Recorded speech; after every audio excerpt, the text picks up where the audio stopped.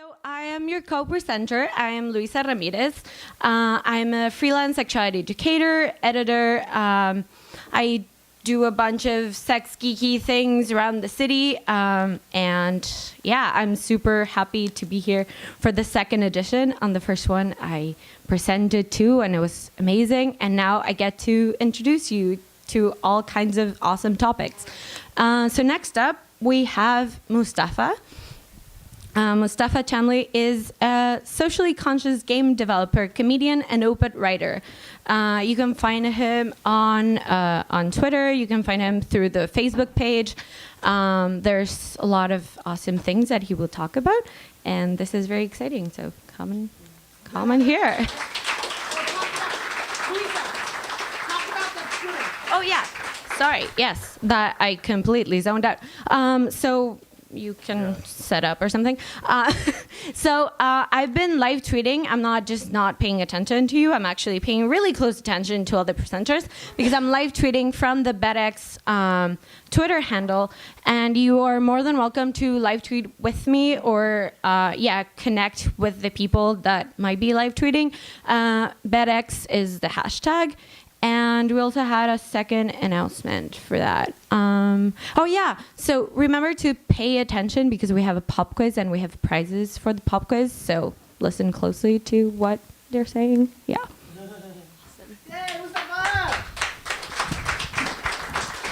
I don't feel this is loud enough. Can you go louder? Like with the applause? Louder? I did say I do comedy.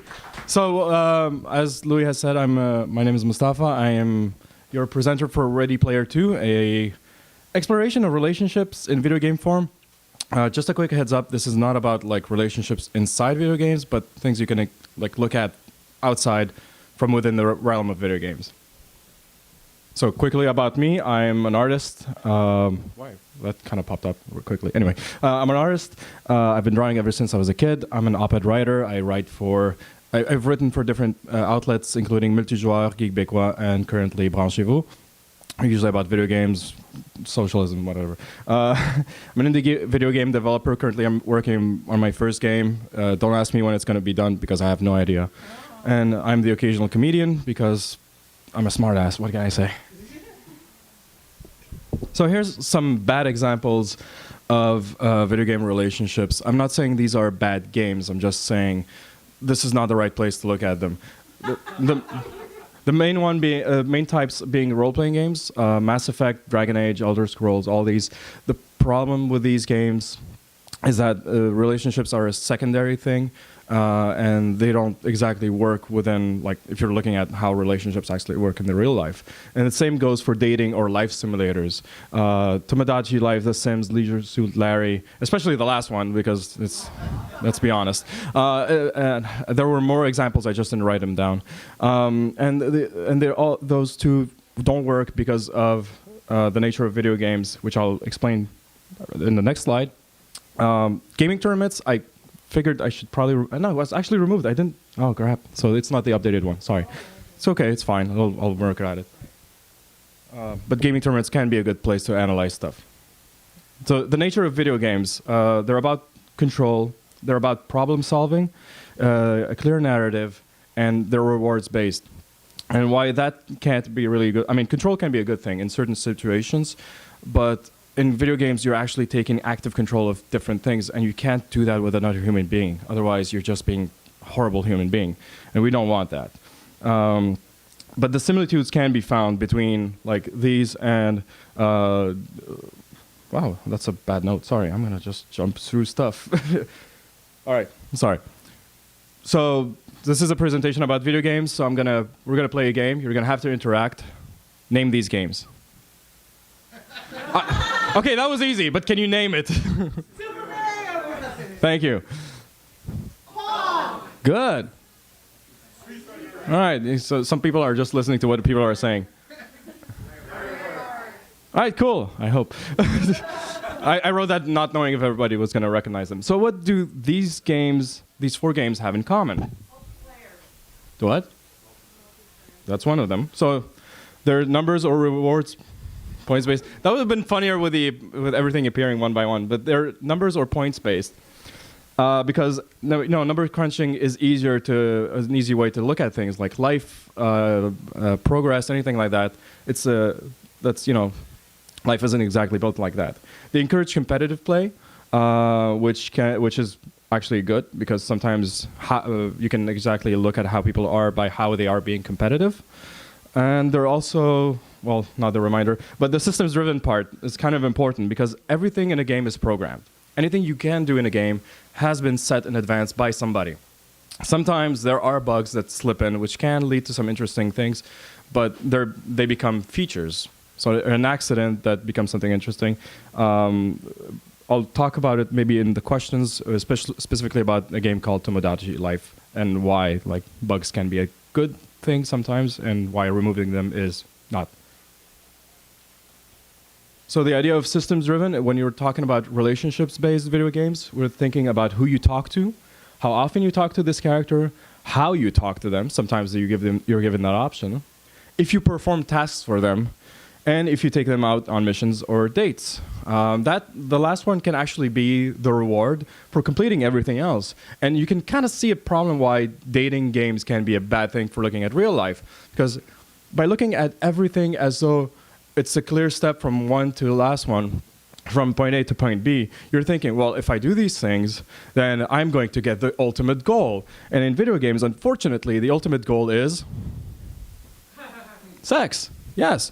But it does lead to another problem that a lot of people have encountered in real life, and it's called nice guy syndrome, which everybody probably knows as, whoop, what the fuck? Where was? Sex, nice guy. Okay, so it's basically known as if I act nicely, I get the girl or the sex, and that's something we want to avoid. So back to the topic at hand. Here are my two main popular suggestions of games you can look into for analyzing relationship situations or even other people, which is not a bad thing, whatever. First game is Rock Band. And the reason why I suggest Rock Band, because I figure if we're going to talk about relationships, we're just going to dive right into the orgy. It's local multiplayer, what's that here? Anyway, it's local multiplayer, which is a great way of looking how people tend to act around each other. You can play online, but it's better locally. I mean, then you get to have the thing where you get to look at who picks the songs and how you decide who picks the songs. What's the instrument selection and rotation? So do you have somebody who's hogging the guitar all the time, doesn't want to leave it be? Just let us sing once in a while. And who saves? Because you can build up energy and use that for overdrive, get extra boosts, and you can use that also to save other people. And in Rock Band, one of the goals is to encourage one another to perform better. When you're performing better, everybody's like shining and blue and beautiful, and it becomes this nice dynamic energy that you can transfer. And if somebody is actually not being encouraging to another, you can see that dynamic fail, like in a real rock band or any kind of relationship you'll interact with. And when it all clicks together, you get these nice unison bonus where everybody just gets their overdrive boosted, and you can just all start shining and rocking out, and the crowd goes completely wild. It's a beautiful experience to have whenever it happens. Definitely do recommend it if you have the money to shell out for it. Seriously, it's kind of pricey, though. The second game I'm presenting, and how much time do I have left? About 3 minutes. Okay, so I should slow down a little bit then. Okay, the next game I'm going to present, I'm going to take more time talking about it, and it's one of my favorites. It's called Journey. And I'm not sure if you can see the name, but Journey tells is without saying any words, tells the tale of a lone traveler, usually in a deserted area. And you start the game, you're all alone in the desert, and you see this shiny mountain, and you already know I need to go to this mountain. And for your first couple of levels, you're basically traveling by yourself. You have nobody with you, and when you're trying to communicate, the only things you can do is little beeps and sounds, and almost like a song. And you do encounter creatures which are basically like carpet-based, flying creatures, but then you encounter another traveler. This is where it gets interesting, because the other traveler doesn't have a very visible pattern of behavior. Sometimes they're the ones who lead you. Sometimes they're the ones who follow. They can get you to find different hidden secrets, or it's almost like they're waiting for you to teach them how to be the character they are. The appearance sometimes changes. They're not always the same. The scarf might be longer, might be shorter, and occasionally you might encounter one that's garbed entirely in white. But when you get close to one another as travelers, one thing you notice is that you're both glowing. And whenever you try and jump or fly, it drains your scarf glow. But when you're close together, you can go on and on and on forever. So when at the end of the game you're sticking together, you can have this nice, beautiful aerial dance between two characters, just going one on top and around each other, and it's super beautiful to encounter. Now, this is where it gets interesting. Journey is, by most means of the presentation, very single-player focused, until you get to the end, where I don't have a screenshot for this, but you get to the end, the credits roll, everything's done, and then you notice a list of names, and this is everybody you will encounter in the game. The other traveler is another character. If you stick close together, you'll have that name be there, like it might be the only name you'll see. But if you keep distancing yourself from the character, you start avoiding them, if you start ignoring them, then you notice, then you find yourself with somebody else. The game is always trying to pair you up with somebody, like in real life. If you go distant from people, you'll eventually find yourself being paired with somebody else. And how you manage to maintain that closeness, that relationship, does determine who you get to stick with. So what makes these things work is communication. Whether it's from Rock Band directly, where you're talking face-to-face, or in Journey, where you're just using beeps and boops to communicate, it does create this whole notion of interaction between the two of you. And if you take the time to understand the language, even when there's no language, it helps a lot to create that sense of cooperation. In Rock Band, it's easy, the cooperation. You get better boosts, better overdrive. In Journey, the cooperation means you get to fly longer. And by thus, you kind of basically dance together. There's a notion of respect, which, almost there? Okay. Notion of respect is, well, very easily, treating the other with the politeness and respect. And trust is implicit. In Rock Band, if you don't trust each other, you fail. In Journey, if you don't trust each other, well, you might find yourself doing the last bit of the game alone. Before we finish, because this is the last one, the reality of the virtual, there's two things I needed to mention. And one of the things that inspired this article is the one by Rachel Cook from The Guardian, who said that the way people treat restaurant staff is, I think, a kind of poker tell, revealing a person's character in as long as it takes to say, I'll have the sea bass. The second one, which was more about the virtuality and how using the word virtual is incorrect because it separates things.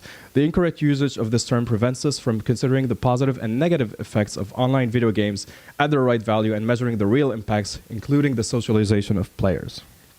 So basically, just because you're doing something in World of Warcraft, in Rock Band, in Journey, or anything like that, doesn't mean it doesn't affect the real world in any particular way. Thank you for this.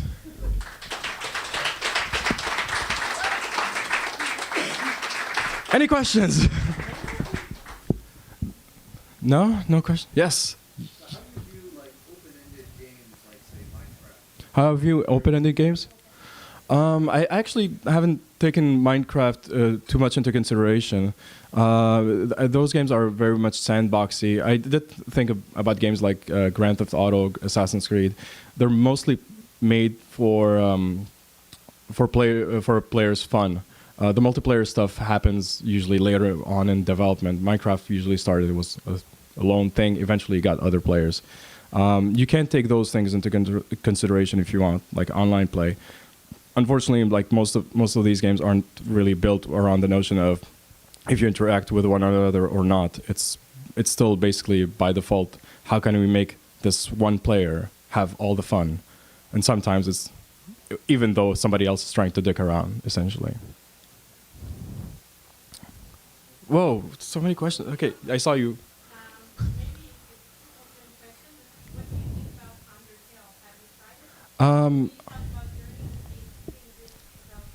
I haven't played Undertale. Yeah.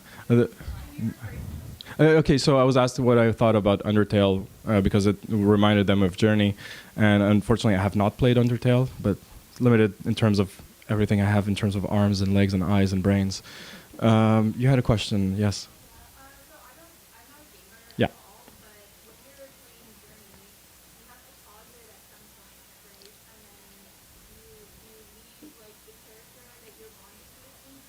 You could. Okay. So the question is about pausing the game journey and what happens when you do that.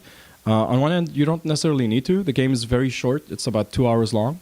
So you can really do it in one sitting. It feels long, 2 hours, but when you consider most games are like try to be length at about 9 hours, 2 hours is fairly short. Especially if you run through it, it's even shorter. What happens when you pause the games? Well, your character kind of sits down in the sand. And sometimes the other character will go, you know what, I'm going to do the same thing. And it can be a nice, it does show like how people kind of consider one another. I've had a friend actually tell me of an experience where they're playing and then another journeyer arrives and then they're singing to one another and then they start tracing hearts in the sand. And you're like, they never met. They probably will never ever interact otherwise. But the game kind of encourages this whole notion of closeness to one another, and yeah, it's very beautiful because of that. Anybody over? Question?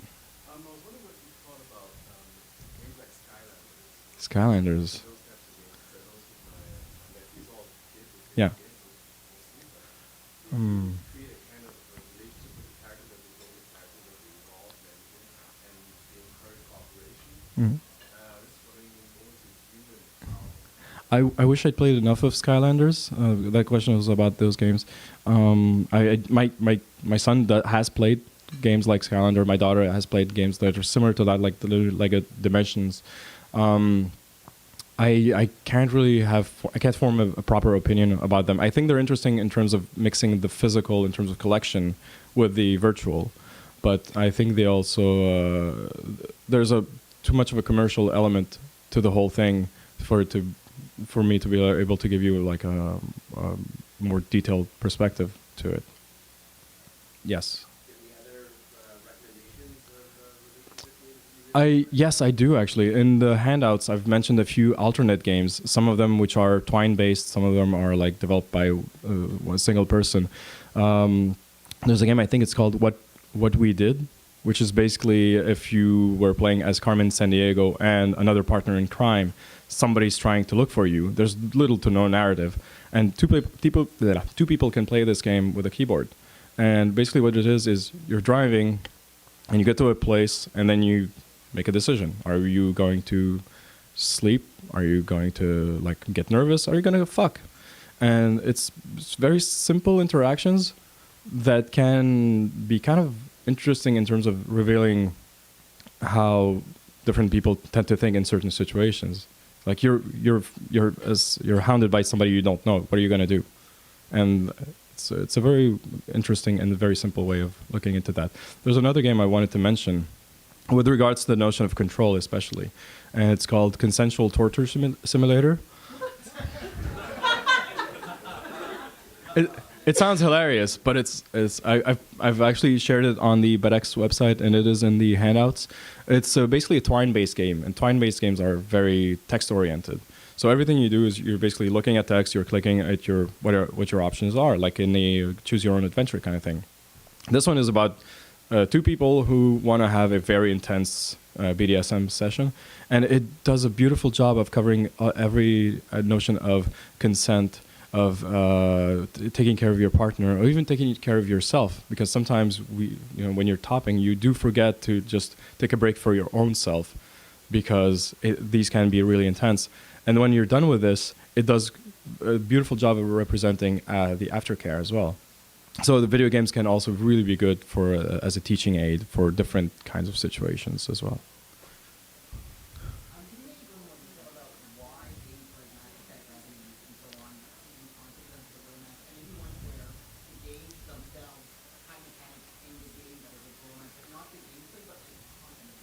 Okay, so why Mass Effects and other games like that don't work for me in terms of relationships examples, and I'm aware that they do have relationship examples. I've played quite a bit of Mass Effect, a bit of Dragon Age, enough to like get an understanding of how the mechanics work.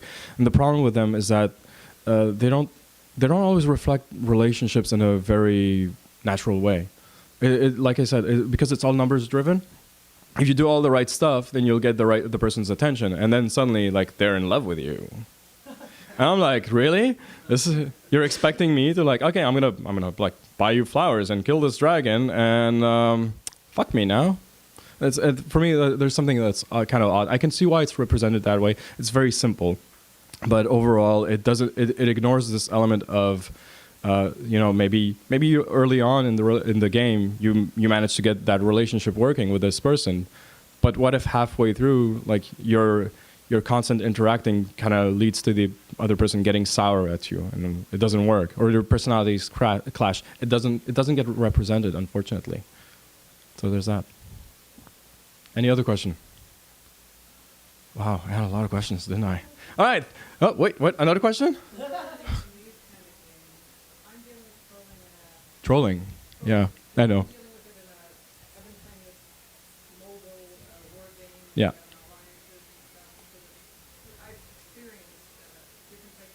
Yeah.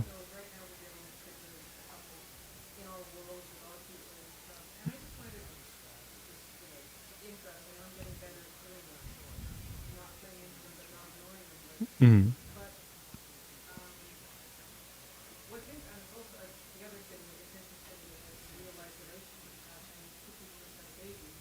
Yeah. It does happen. Yeah.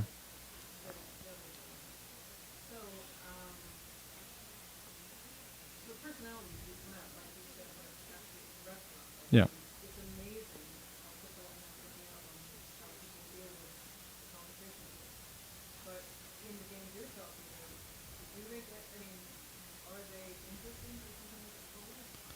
Look, yeah. I don't think the question of trolling in games like Rock Band, for example, it doesn't quite happen. I mean, it's kind of hard to like be the kind of guy who's going to be like, I'm going to make everybody lose now, because nobody's going to play with you eventually. If you're looking at something more like fighting games, then you're more likely maybe to find a troll, or even games, survival-based games like Minecraft, for example. You can see that occasionally. Well, not just occasionally, but it will happen. The veil of anonymity will allow some people to act this way, but those kind of people eventually do get kind of set aside, and they eventually just fade out. One more question, and then yes. I hear you talk about Minecraft and like the that's multiplayer. Yeah. There's a new version where you have closed servers. Yeah. Render them to people. And I'm finding that the experience of social actions, like social interactions between people, is very in depth Mm. in that type of situation. Yeah. So the closed box environment, where even though the world is open, it's within a limited circumstance. Mm. The idea here is being closed servers can be very conductive to. Can you repeat that? Social interaction. That's kind of the reason why I chose Rock Band as the main example. You're basically 4 people, sometimes even 5 or more, and I mean, smaller numbers are easier to understand and like analyze in comparison to hundreds and hundreds of people, because eventually, like. One person is a person, 100 person is 100 people are statistics. To paraphrase somebody horrible, the less people you have to manage, the more that you can fit in your monkey sphere. If you know that theory, the more it's easy for you to like take them into consideration, understand them, and show compassion. And by extension, they do the same to you. There's more stuff in the handouts. There's even a video about the importance of local play. There are a few playable games that deal with different things like breakups and, like I mentioned earlier, kink. There's a lot of reading material. If you have any questions, you can find me through the event page, and hopefully I'll post my Twitter feed or something like that. That should be it. All right.